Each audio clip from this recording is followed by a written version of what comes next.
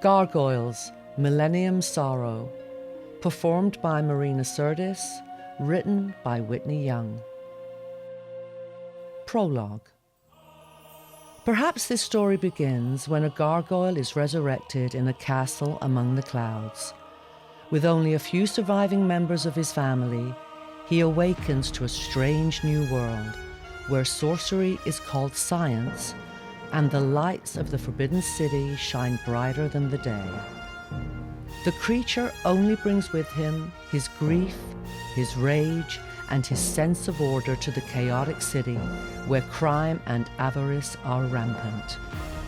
He will defend his new home to his last breath. Or perhaps the story began long ago, when a medieval knight stood by and watched Viking invaders slaughter the gargoyles he had sworn to protect. The gentle creatures were more than his compatriots, they were his family. And yet, when the crucial moment arrived, he remained silent. The knight told himself that it wasn't his fault. He had never intended them to die. In fact, he had schemed and plotted in an attempt to allow the gargoyles to usurp the humans.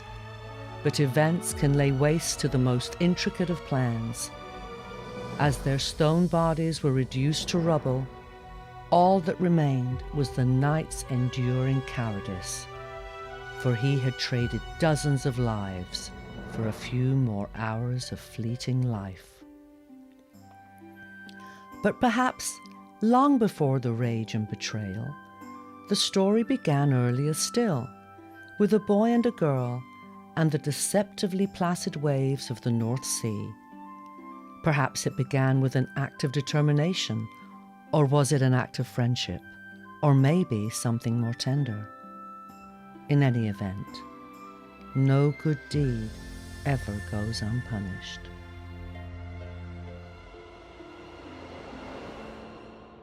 Protruding from the roof of the sea, two giant bat-like wings flapped with every ounce of strength they possessed. The claws on the tips of the wings slashed and ripped through the night in a desperate attempt to cling to a cliff or a shoal. But the young gargoyle was too far out.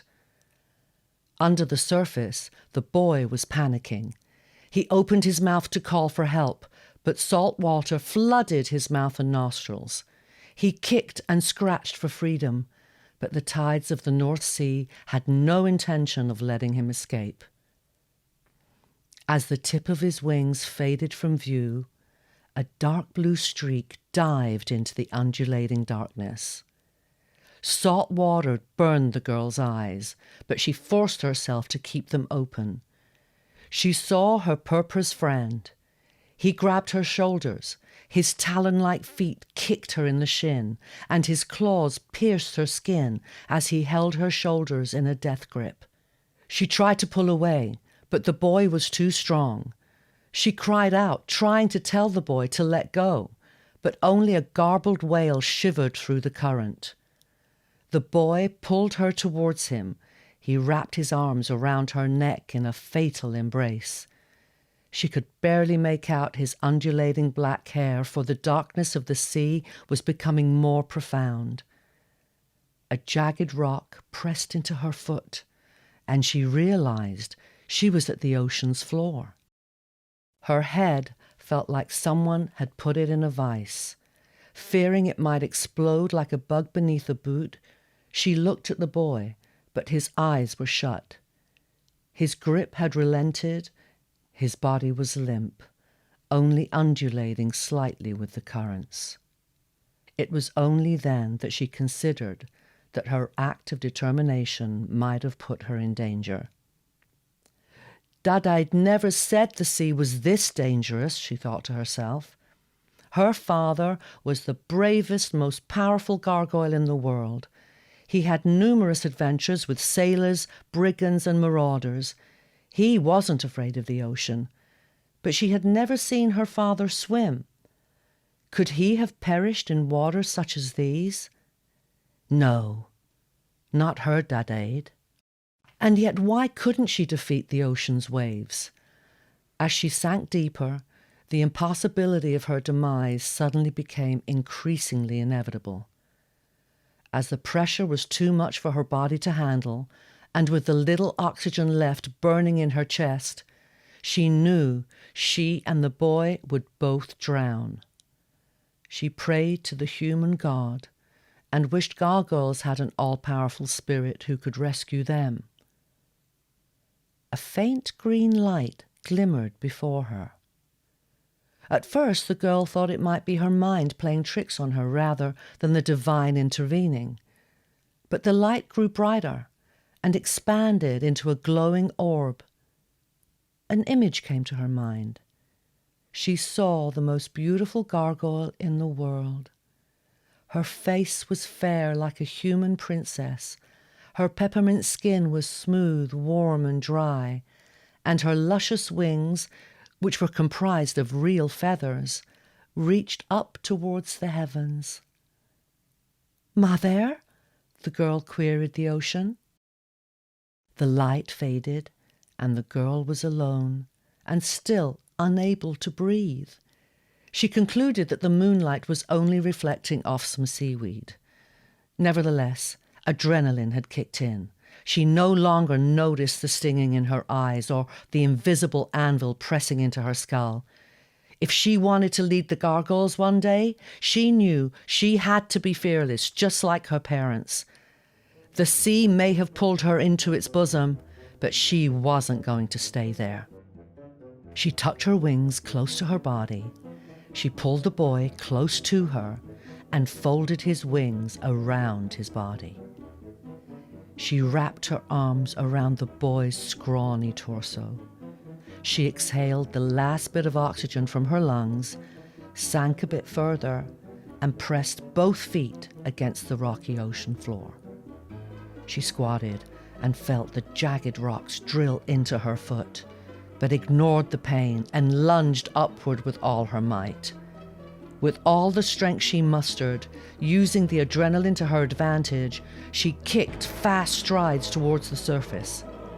With a clenched jaw, she ignored the burning in her chest and kept going.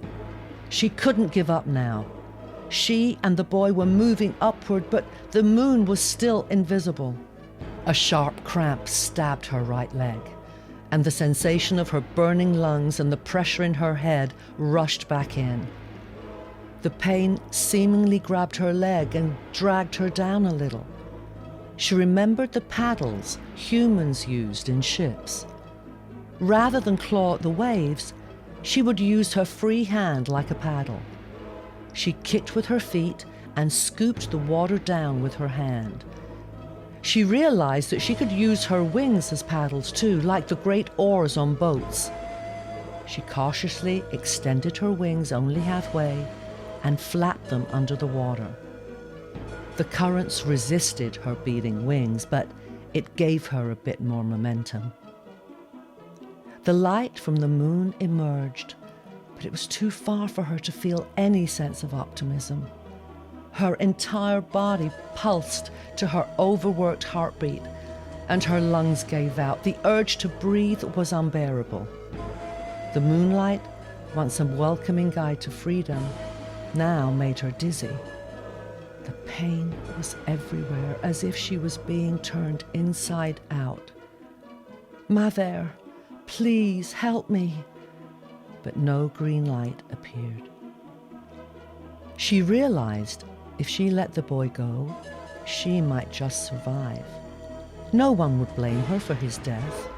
She would have done all that she could, but as she regarded her unconscious friend, she knew she couldn't let him go. That kind of cowardice was a human trait, not worthy of a gargoyle.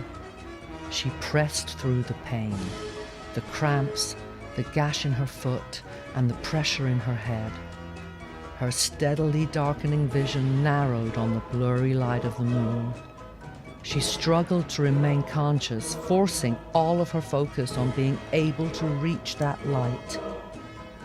Her body no longer felt like it was her own, as if her spirit had stepped outside of her mortal shell just to lighten the load. Suddenly, Her hand broke the surface. She'd made it. She clawed at the air desperately, her mouth instinctively opening to take a breath, but she was still underwater. She choked, her vision finally going dark, but she refused to give in now. With one final push of her wings, her head rose above the water, neck strained with how much she tried to keep from sinking back down. She coughed out the water, nose burning as she expelled salt water from her nostrils and throat. She swallowed and then heaved in and in and in. She wiped the burning water from her eyes, and she could see the night clearly once again. The moon, the stars, and Castle Wyvern in the distance. With another breath, she grabbed the boy's neck and pulled his head above the waves. Unlike her, he was not gasping for life. She hugged him close and kicked the waves. She tried to push herself to the shore, but the currents had other plans. The castle in the distance was getting smaller. She kicked and kicked, but the castle only shrank from view. She looked around wildly and noticed they were drifting quickly towards a large sea stack. It cut a jagged figure as it jutted out of the sea, like a giant broken spear. The rock she had so desperately prayed for moments ago was now on a collision course. She tried to paddle away, but it kept getting closer. She held the boy close and braced herself. She felt her wings snap as she crashed backwards into the barnacled stone. The few breaths of air she had managed to acquire were quickly knocked out of her body. She screamed in pain, but the sound was lost against the loud crashing of water against rock. She didn't let the boy go. She used her tail to press herself away from the rock, and the tides continued to carry the gargoyles away. She held the boy so close, her lips touched his long black mane. Her arms grew numb from the strain. She wanted to let go. No, that's not what gargoyles do. She kept breathing and kicking, trying to keep both her head and the boys above water. With the castle out of sight, the sea relented. The currents abated and began to push her and the boy towards the shore. She kicked, scooped, and tried to wag her tail. And when her foot pressed into the sand below, relief washed over her. She fell to the ground and resisted the urge to kiss the wet sand. She crawled away, fearful that a mystical tendril of water might emerge to drag her back in. But the surface of the sea now seemed placid.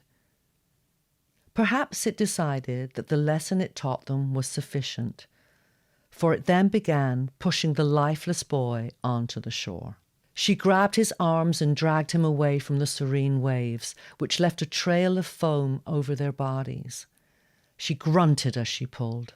The boy was a lot heavier than she imagined, but she pulled until the sand became rocky, ensuring the boy was well past even the shallowest of currents. She shook the boy's shoulders. "Wake up, wake up!" But he remained listless. She squatted over him, pressing her face mere inches from his. "Why won't you breathe?" She slapped his face, but his head only lolled to the side. She remembered a story her father told her about human brigands, who often were close to drowning. Humans punched each other in the chest when they were drowning, and so she would do the same. She balled up her fist and punched his chest, but the boy's tough skin barely moved. She struck him again and again, but he remained lifeless. Or was it the belly? She stood up, raised her uninjured foot, and slammed it as hard as she could down onto his stomach. The boy's eyes opened. He sat up and tried to gasp for air, but only vomited seawater. He rolled over and retched the remaining sea from his lungs. Just for good measure, she began to thump him on the back with her tail. "Hey!" He raised his hand to stop the girl's torrent of blows. He turned around and glared at her. There was no gratitude in his eyes. "That hurts." "Well, it's a lot better than drowning. I just saved your life." The girl realized that followers never really appreciated a good leader. "What were you thinking? You could have died," she said, feigning an adult's waning forbearance towards a wayward child. "I was just trying to fish," he protested between gasps for air. "Don't you know gargoyles aren't meant to go in the water? That's why we have wings. We're meant to fly, not swim." But then she remembered one crucial detail. "Except my dad.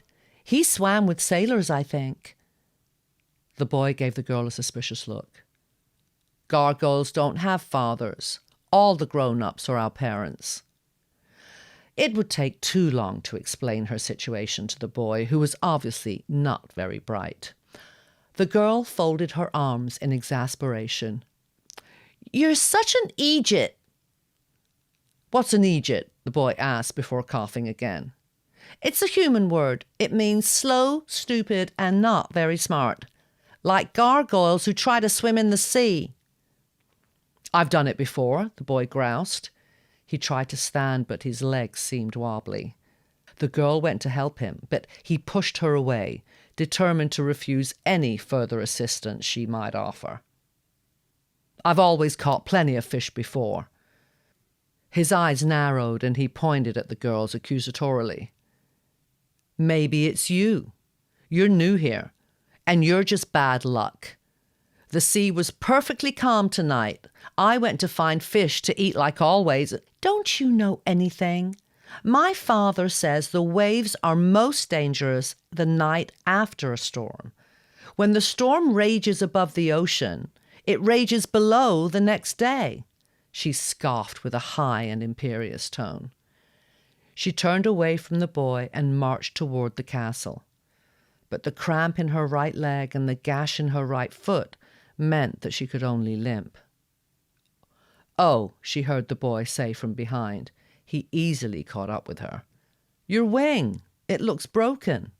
She winced as the broken bone in her left wing throbbed, reminding her of how injured she really was. "It's fine. Nothing the sun won't cure. Besides, I just saved your life. I'm the best bit of luck you've ever had." The boy paused as if mulling what to say next. After an awkward pause, a smile crept across his face. "Well, maybe next time I'll save you." She scoffed at the preposterous idea and turned back toward the castle. The blackness of the night was turning to violet, which meant the dawn was approaching. Her furrowed brow was replaced with wide, fearful eyes. "The sun's coming up. We won't have enough time to get back to the castle." "So?" "Such an idiot, this one. The humans, if they see us in stone form, they might smash us," she said with great concern. He batted away her concerns with a wave of his hand. "No, they won't. We help them guard the castle." "And what if pirates happen to attack the castle today? They won't be too happy to see us."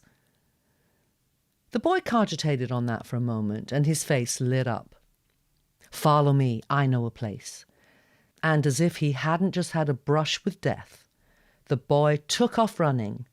His large, talon-like feet carried him far ahead of the girl. Her broken body kept her from keeping pace. "Hey, wait for me," she called out. The boy turned back. "Do you want me to carry you?" he offered. The girl couldn't decipher whether or not he was making a joke at her expense, but he wrapped his arms around her waist and lifted her off the ground. His rough jostling only exacerbated the pain. "Ow, that hurts. Just put me down," she yelped. She squirmed in his hold until he sat her down. "I was just trying to be like the knights in the stories." Yes, the knights saved the princesses, but not after the princesses had already saved them first. This was clearly just his attempt to get even or pretend that him carrying her on a beach was the same as her braving the ocean depths to save his life. And yet, as she looked into his sullen face, the girl felt her anger sublimate. She wasn't sure what to say. Just don't run too fast. He took a bow, flinging his wing over his shoulder like a high-born nobleman might do a cape. If I can't be a knight, I can be a gentleman, he said, offering his hand to her. For a moment, the girl felt flattered. She took hold of his hand, and together the two walked along the beach. She looked back at the boy. His face was chiseled. Yes, his body was gangly, but at least he had a strong jawline. The water seemed so calm from a distance, a deceptive appearance hiding how deadly it truly was. On the horizon, violet began to bleed across the black sky as night started its retreat. The girl knew that humans often found peace and tranquility with this kind of view, but she could never see it the way they did. To her, the sun meant vulnerability. Though as she watched blue begin to creep into the violet, as the sky lightened further, she couldn't help but acknowledge that the view wasn't completely unpleasant. The two hobbled together along the beach hand in hand. Between them was silence, but it wasn't awkward or heavy. The sounds of the world slowly waking up were enough to fill it for them. Impulsively, she gave his hand a small squeeze, almost stumbling when he squeezed back. They reached the base of one of the cliffs. "In here," the boy said, pointing to his secret hideout. The cliffs of the coast gave way to a small crevice, which presented an opening just large enough for two young gargoyles to enter single file. The girl limped cautiously inside. The opening narrowed the further back she and the boy ventured. The cave was cold and forbidding, like the dark throat of some great earthen beast.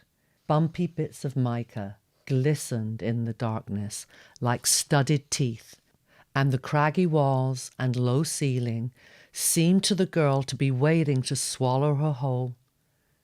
Here she could neither run nor glide. Had she leapt from the jaws of a water monster to those of a rocky one? And as if reading her thoughts, the boy turned to her. "Don't worry. No one knows about this place. I've been coming here since I learned to fly." The girl met his eyes warily and was met with a look of reassurance. His smile didn't seem so stupid anymore. She turned around and faced the entrance, standing on the balls of her talons and outstretching her claws. The pain in her foot pulsated again, so she pressed her tail to the ground in order to take the pressure off the injured foot. She held up her claws as if ready to attack. She tried to put on her most ferocious scowl, and she opened her mouth and hissed. "What are you doing?" The boy scratched his head. "Hush! I need to concentrate so I can greet the sun with ferocity and strength."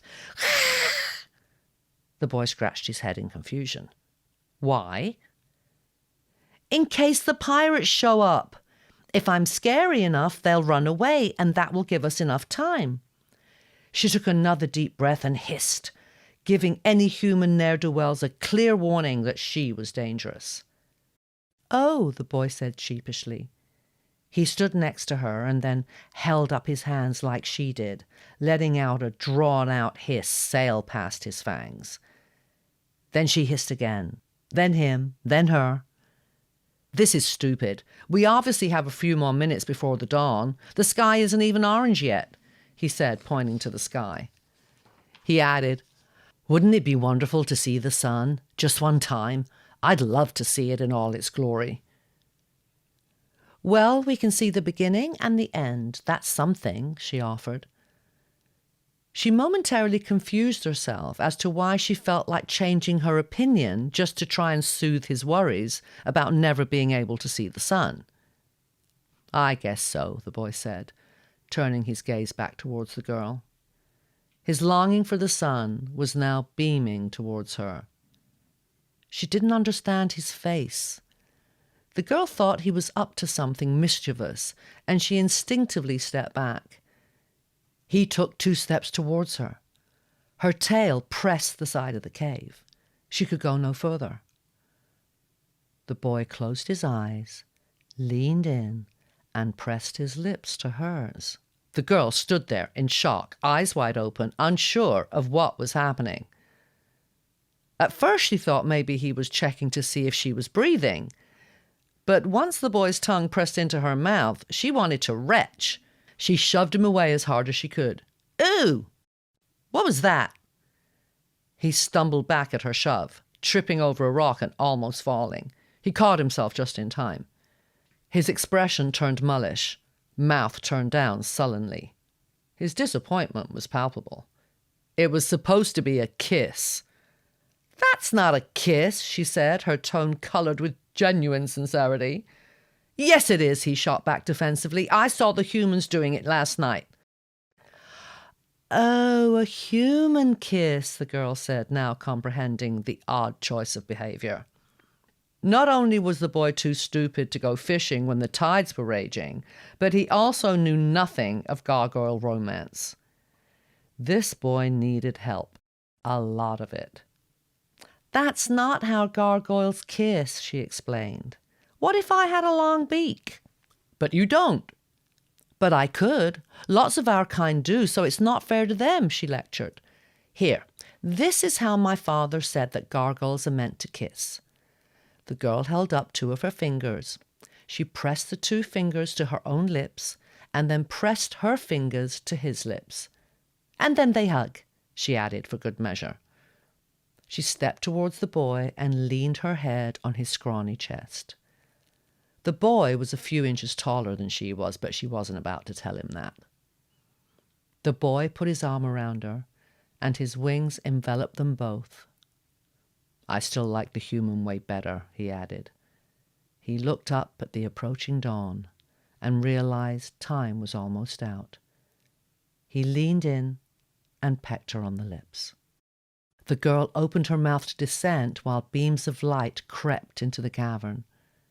She could feel her body hardening, her appendages changing to stone. She hated her hibernation more than she hated the sea. It was always so sudden and so violent in the way it took her freedom from her. The only good thing about the sun's hibernation process was that it healed gargoyles of most minor injuries. When she awoke that night, her foot and wing would be healed. But to be completely vulnerable for half of each and every day, the price seemed too high. How she had prayed for a place where there was no sun, a place where she could fly freely for as long as she wanted. Maybe a place without any humans at all. A place where she didn't have to worry about gargoyles disappearing or being smashed while they hibernated. A place where even a girl could lead them.